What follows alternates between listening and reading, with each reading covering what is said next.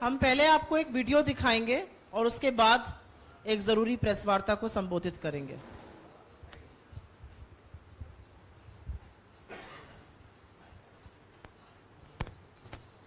हाँ विनेश, ये तो मेरे ही परिवार की है। विनेश, मैं पूरे परिवार को तुझे जानता हूँ, सुबह दिन रात नहीं देख सकता।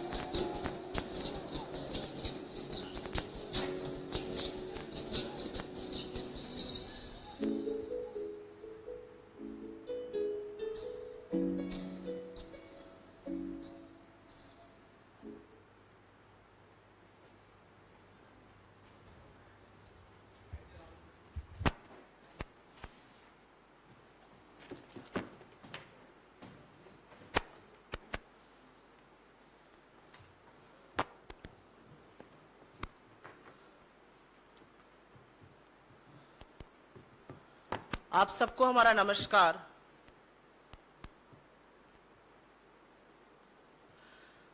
मेरे साथ मेरी मित्र और कोलीग महिला कांग्रेस के अध्यक्ष सुश्री नीता डिसूजा जी हैं, संजीव सिंह जी हैं।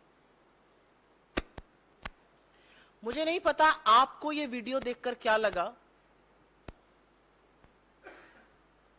लेकिन मैंने भी पहली बार पूरा वीडियो यहीं पर देखा।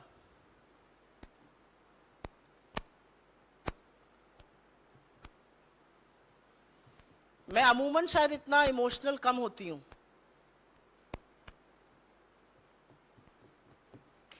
इस देश की सबसे होनहार बेटियां, इस देश की वो बेटियां जो अपनी पीठ से बड़े बड़ों को पटकनी देकर चारों खाने चित्त कर देती हैं। इस देश की वो बेटियां जब वो मेडल लाती हैं तो लोग लालायित होकर उनके साथ फोटो खिंचवाते हैं। उनको सड़कों पर ऐसे घसीटा जा रहा है कि वो मुजरिम हो। उनको सड़कों पर इस कदर बेइज्जत किया जा रहा है कि उन्होंने गलत किया हो। ये देश की वो बेटियां हैं जो इस देश के लिए ख्याति लाती हैं, जिनके पीछे मीडिया भागती है, जिनके साथ खड़े रहने में प्रधानमंत्री को भी गर्व का अनुभव होता है, जिनको वो ये कहकर संबोधित करते हैं कि तुम मेरे घर की बेटी हो, तुम्हें निराश मैं नहीं देख सकता हूं। आज इस देश में एक बहुत बड़ा इतिहास रचा गया। बहुत दुख हुआ ये देख के, लेकिन आज इस देश में बहुत बड़ा इतिहास रचा गया। इस देश में एक तानाशाह ने अपने राज तिलक का स्वांग रचा। इस देश में एक ऐसी संसद का उद्घाटन हुआ जहां लोकतंत्र को छोड़कर सब कुछ है। लेकिन सबसे स्याह इतिहास और आने वाला समय इसका साक्षी रहेगा कि जब एक तानाशाह अपना राज तिलक कर रहा था, तब हमारे देश की सबसे होनहार बेटियां इस तरह से घसीटी जा रही थी, मारी जा रही थी, डंडों से पीटी जा रही थी। स्याह इतिहास ये और भी है क्योंकि बेटियों का बलात्कारी उस सदन में मौजूद था। बेटियों का बलात्कारी उस सदन में मौजूद था, उसका सम्मान हो रहा था, और इस देश की बेटियों के ऊपर पुलिस टूट पड़ी थी। इनके छातियों पे मेडल रहता है, इनकी पीठ से वो पटकनी देती हैं। उन छातियों पर आज बूट थे, पीठ पर डंडे थे, और पुलिस उनको ऐसे खींच रही थी कि कोई वो दुर्दांत आतंकवादी हो।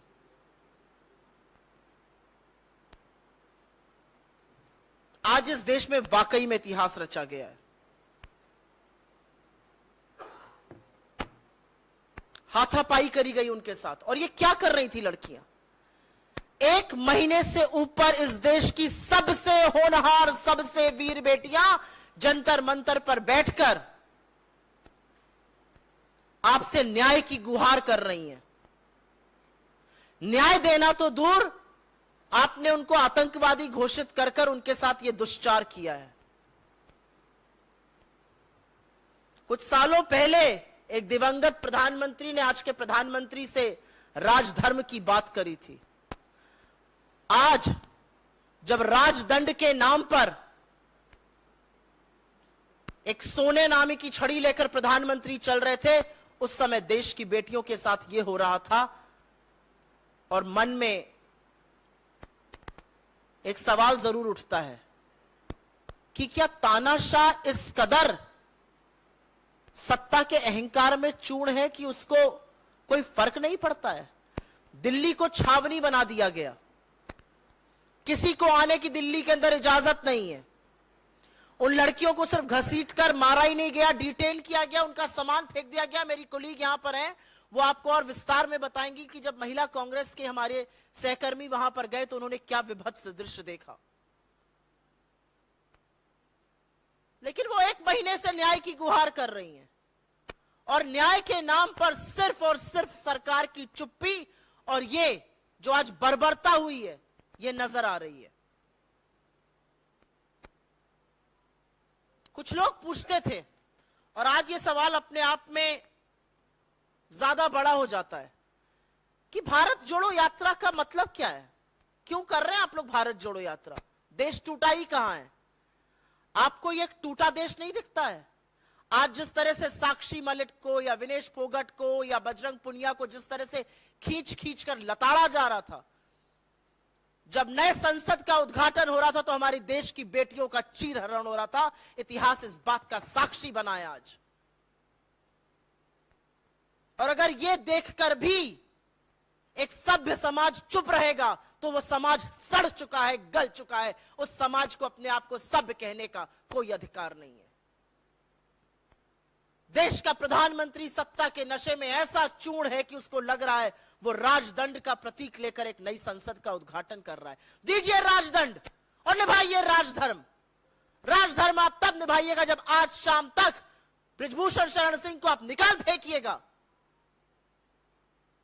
आज भी वो आदमी कुश्ती संघ फेडरेशन का अध्यक्ष बना हुआ है, आपका सांसद है, संगीन आरोप है उस पर, पॉक्सो जैसे आरोपों से दबा हुआ है वो,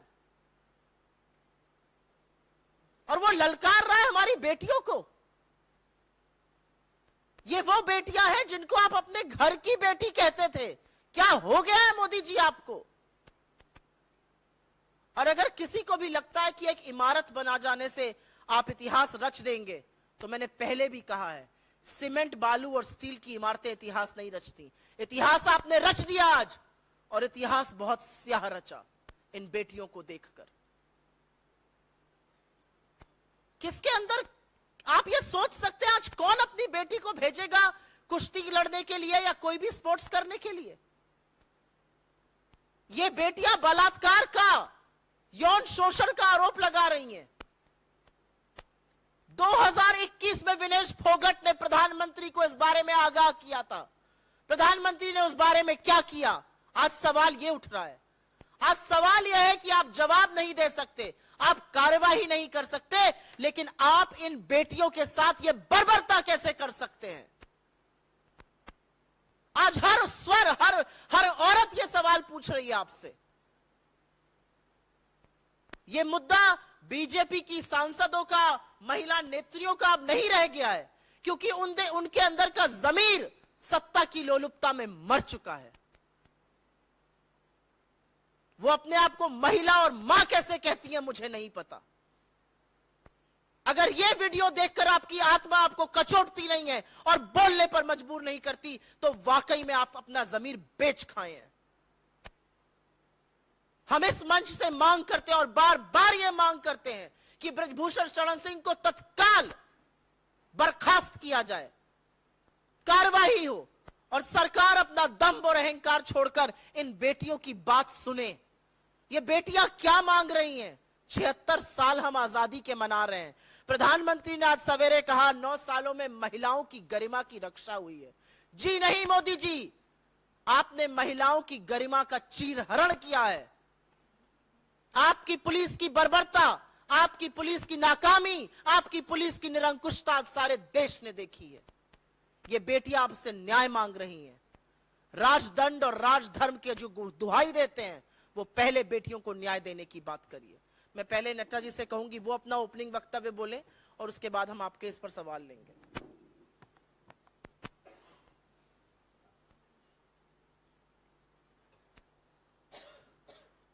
आज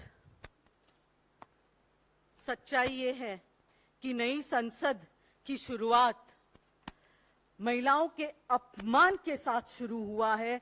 इसके लिए मैं मोदी जी को बधाई देती हूं कि उन्होंने भाजपा का जो परंपरा है, महिलाओं का अपमान, महिला शोषण, महिला उत्पीड़न, महिला को प्रताड़ित करना, ये उन्होंने जो भाजपा की जो परंपरा है, इस पर भाजपा की जो परंपरा है, इस परंपरा को जिंदा रखने का काम किया आज मोदी सरकार। और मोदी के नए सांसद में जैसे ही प्रवेश किया है, उसमें आज ये दिन हम सभी के लिए, देश की महिलाओं के लिए एक काला दिन है। क्योंकि जैसे मेरे साथी ने, सुप्रिया जी ने, उनकी एक एक लफ्ज में सच्चाई है। सच्चाई ये है कि जिस तरीके से देश की बेटियों के साथ, देश की गौरव के साथ, और दुख की बात यह है कि जिस इंसान ने एक बार कभी उनको गलती से बेटी पुकारा, कभी जिंदगी में कोई नहीं चाहेगा कि ऐसे लोग किसी को बेटी कह के पुकारे।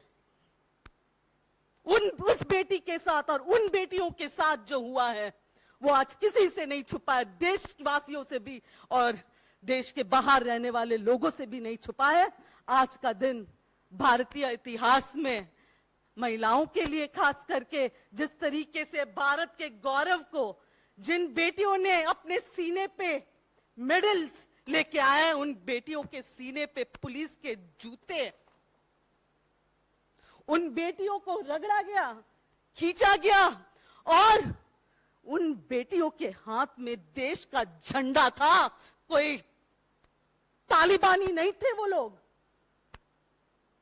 देश के झंडा के साथ आज अपमान हुआ है। बेटियों के हाथ में झंडा था, झंडा तक गिर गया। बेटियों, अगर मैं दिल्ली पुलिस होम मिनिस्टर से पूछना चाहती हूं, देश के झंडा को ऐसे गिराने का उनका कोई अधिकार नहीं है। सबसे पहले उन सभी पुलिस लोगों पे, सभी पे, और जिन्होंने उनको वहां पे आदेश दिया है, उन पे कार्रवाई होनी चाहिए कि देश के झंडा को अपमान सरे आम, जिस दिन नई संसद का उद्घाटन हो रहा हो, देश के बेटियों के साथ साथ देश का झंडे का भी अपमान हुआ है, हमारे तिरंगे का अपमान हुआ है। जिस तिरंगे के लिए देश के लोगों ने, बहुत सारे स्वतंत्र सेनानियों ने आजादी लड़ाई लड़ी है, आज उन सभी की जो खून उन्होंने देश के लिए बहा है, उनका अपमान आज हुआ है।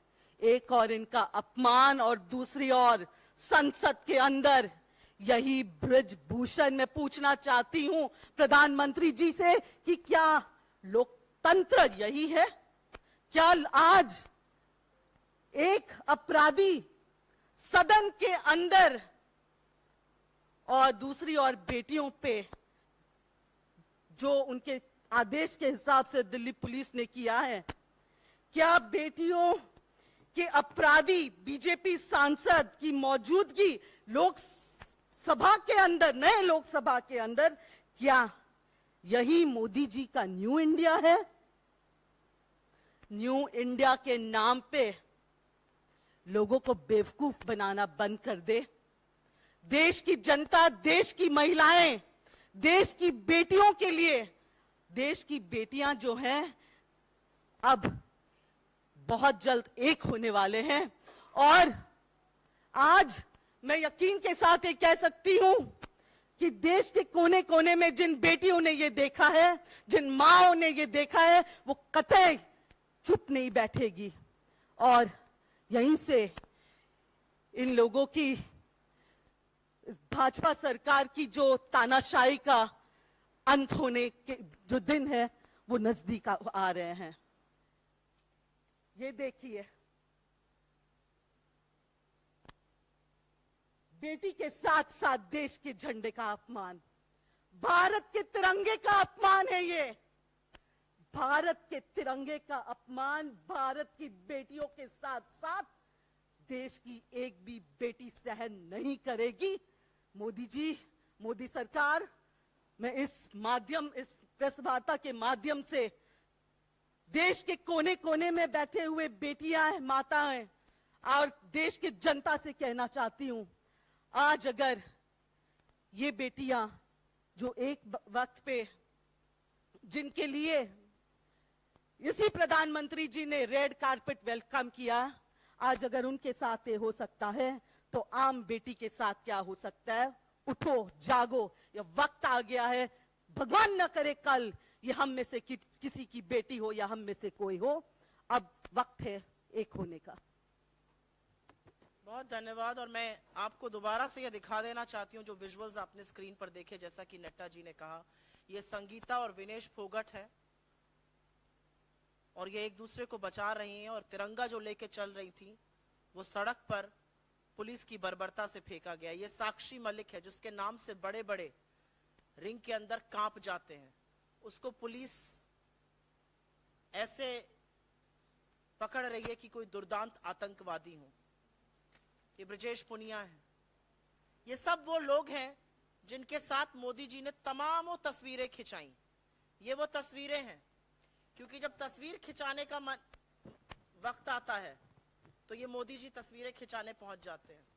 विनेश फोगट और साक्षी मलिक के साथ, अपने परिवार की बेटियों के साथ मोदी जी की ये कुछ तस्वीरें हैं। मुझे नहीं पता कि मोदी जी ने आज के विजुअल्स देखे हैं कि नहीं देखे हैं, लेकिन एक बात ये सच है कि आज जो हुआ है इस देश में, आज जो हुआ है इन बेटियों के साथ, वो वाकई में एक काला दिन है। और इस बात का साक्षी है, आज इतिहास रचा गया है, सबसे स्याह इतिहास इन बेटियों के साथ। और इतिहास साक्षी रहेगा कि कैसे एक प्रधानमंत्री अपने आप को सम्राट समझकर, अपनी प्रजा को 5 किलो अनाज बांटकर सत्ता के अहंकार में इतना चूर्ण है कि जिस दिन नई संसद का उद्घाटन होता है, उस दिन वहां से 1 किलोमीटर की दूरी पर हमारी देश की बेटियों का चीरहरण होता है और सम्राट ने अपनी आंखों पर पट्टी बांधी हुई है।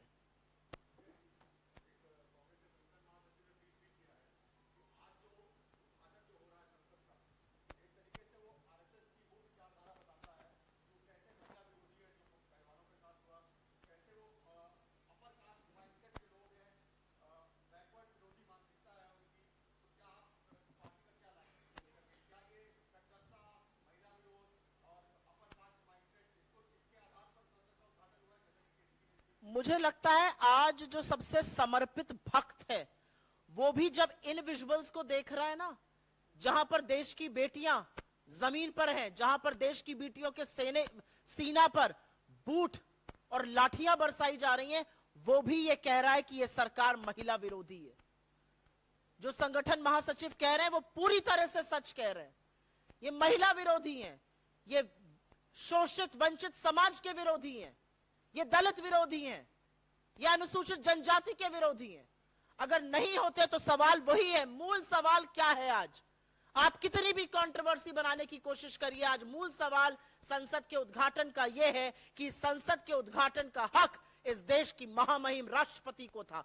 वो राष्ट्रपति जो पहली नागरिक है इस देश की, जो सुप्रीम कमांडर ऑफ फोर्सेस हैं, जो संविधान की अभिभावक हैं, और यह गर्व की बात है कि वो अनुसूचित जनजाति से आती हैं। उनको इस हक से वंचित करने का काम जो प्रधानमंत्री कर रहे हैं, अगर ये उनका महिला विरोधी, अगर ये उनका अनुसूचित जनजाति का विरोध, राष्ट्रपति कोविंद को ना बुलाना शिलान्यास में दलित विरोधी होना नहीं है तो क्या है? लेकिन आज जो इस देश की बेटियों के साथ इन्होंने कर दिया, वो जो आरएसएस का मूल मंत्र है, जो आरएसएस का महिला विरोधी चेहरा है, जो उनका चाल चलन है, वो साफ तौर से दिखाता है। और इसको कोई भी व्यक्ति किसी भी तरह से जस्टिफाई नहीं कर सकता है।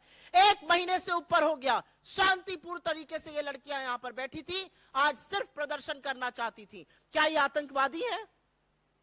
क्या ये समाज के लिए खतरा है?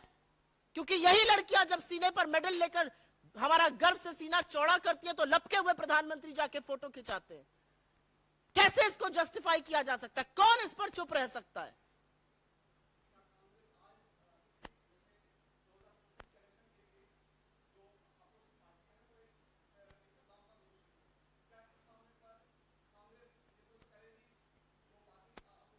मैं इसका जवाब एक औरत होने के लिए दूंगी, मैं इसका जवाब कांग्रेस की प्रवक्ता होकर नहीं दूंगी। इसको राजनीति से मत जोड़िए, आपसे मेरा हाथ जोड़कर निवेदन है, मैं बिना ललोला आपसे कह रही हूं, इसको प्लीज राजनीति से मत जोड़िए। जो आपने देखा और जो हम दिखा रहे हैं, ये राजनीति से बहुत ऊपर है। ये इस देश की आधी आबादी की अस्मिता का सवाल है। मैं आज आह्वान करना चाहती हूं भाजपा की महिला सांसदों से, महिला मंत्रियों से, अब तो जागिए, देखिए क्या हो रहा है इस देश की बेटियों के साथ। इसमें कोई राजनीतिक लामबंद की बात नहीं है, इसमें कोई विपक्षी एकता की बात नहीं है। ये आधी आबादी का मसला है, प्लीज इसमें राजनीति मत लाइए, भगवान करके इसमें राजनीति मत लाइए। ऐसा करके आप इन बेटियों का जो मान सम्मान है उसको अपने पैरों के तले रौंद रहे हैं, गलत कर रहे हैं आप, मत करिए ये काम।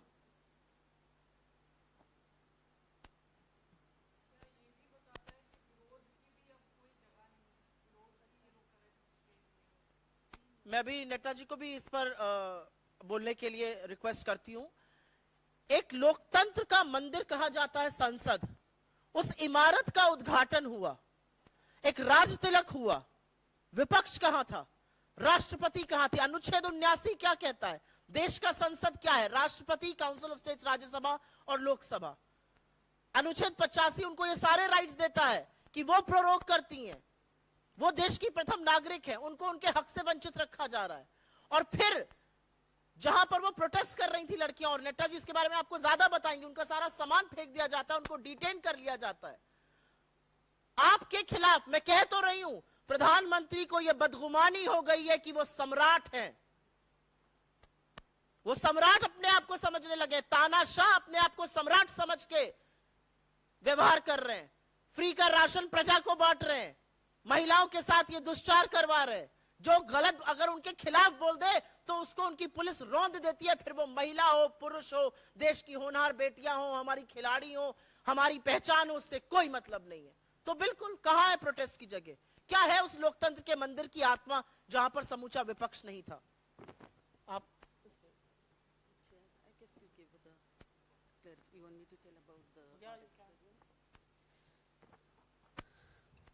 एक महीने पहले जिस दिन हमारी देश की गौरव ने वहां पे दोबारा वहां पे जंतर, आप सभी को पता है कि 3 महीने पहले भी, यानी कि 4 महीने पहले उन्होंने ये धरना शुरू किया था, उनको वहां से उठाया गया और उसके बाद 3 महीने तक जब कोई कार्रवाई नहीं हुई सरकार की ओर से, 3 महीने तक जब एफआईआर तक दर्ज नहीं हुई, आप सोचिए हम उस देश में जी रहे जहां पे 0 एफआईआर होता है।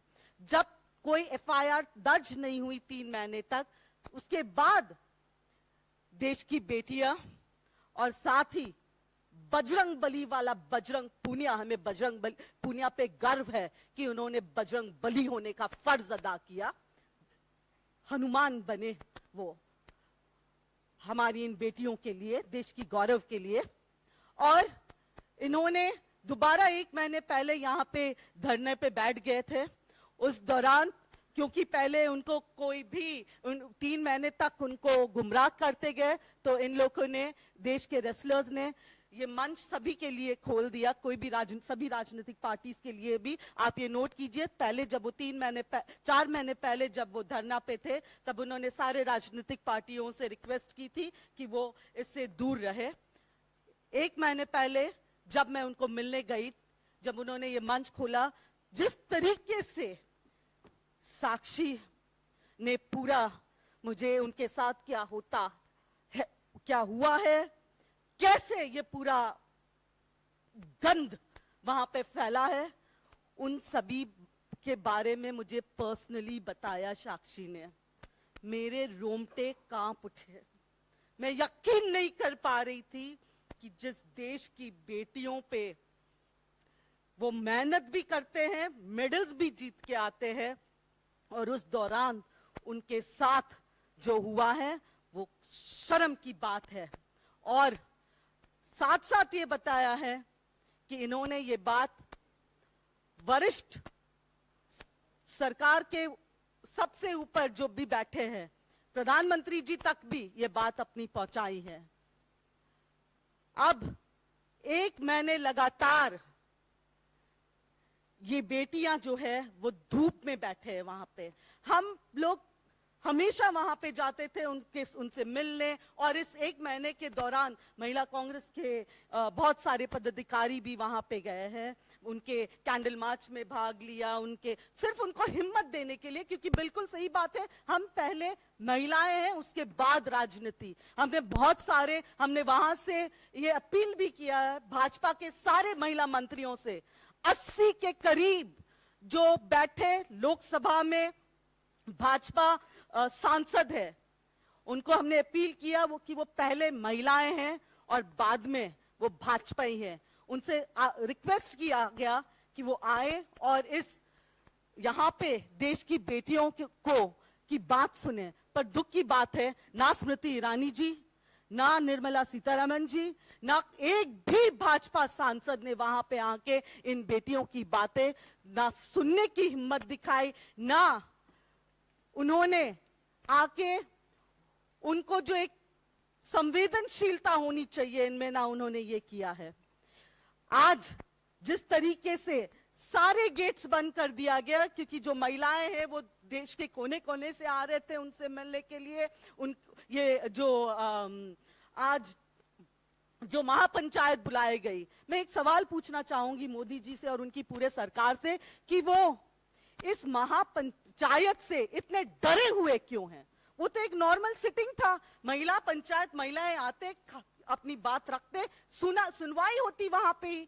जब इन बेटियों ने और साक्षी की मां ने ये रिक्वेस्ट किया कि हम बाहर नहीं जाएंगे, हमारी सुनवाई यहीं पे, हम जंतर मंतर पे ही बैठ के बातें करेंगे यहाँ पे, तब इतनी बड़ी तादाद में पुलिस फोर्स ने जिस तरीके से इन लोगों पे हमला किया है, और उद्देश्य एक ही है कि ये जो शांतिपूर्वक धरना है उसको बंद करने का, उनको खत्म करने का। इसी कारण से आज उनका वहां से तंबू भी निकाल दिया गया। जंतर मंतर जो एक जमाने में एक पूरा सड़क हुआ करता था जहां पे लोग आराम से जाके वहां पे अपना आक्रोश दिखाते थे, एक ऐसी सड़क है जंतर मंतर जहां पे लोग वहां पे जाके अपने धरनाएं करते थे। आज वो जंतर मंतर 100 मीटर के अंदर इन्होंने सीमित कर दिया है। ये दिखाती है कि ये सरकार लोगों के जो विरोध भी जताने का जो अधिकार है वो उसको खत्म कर रहे हैं। मुझे लगता है कि जैसा कि हमने आपसे कहा, हमारी मांग है, पॉक्सो जैसे गंभीर आक्षेप लगे हैं बृजभूषण शरण सिंह पर, और इस समय जरूरत है कि वो पहले रिजाइन करें। एक निष्पक्ष कमेटी, सुप्रीम कोर्ट के निर्देशित कमेटी इसकी जांच करे पूरे मामले की। और हम बार बार कहते हैं कि सत्ता और सरकारें जो हैं वो नैतिकता से चलती हैं, और नैतिकता यही कहती है कि जो इस व्यक्ति पर इतने गंभीर आरोप लगे वो इतने सर्वोच्च पद पर नहीं बैठ सकता है। और इसको पूरी तरह से बचाने का काम गृह मंत्री अमित शाह और नरेंद्र मोदी कर रहे हैं। और इसीलिए हम उनसे सवाल करते हैं, आप इतने गंभीर, इतने संगीन आरोपों से घिरे हुए व्यक्ति को बचाने का प्रयास क्यों कर रहे हैं? क्योंकि एक तरफ बेटियों का विश्वास और अस्मिता है और दूसरी तरफ इतने घिनौने आरोप हैं। इतिहास साक्षी है कि आप किस तरफ खड़े हैं। धन्यवाद बहुत बहुत।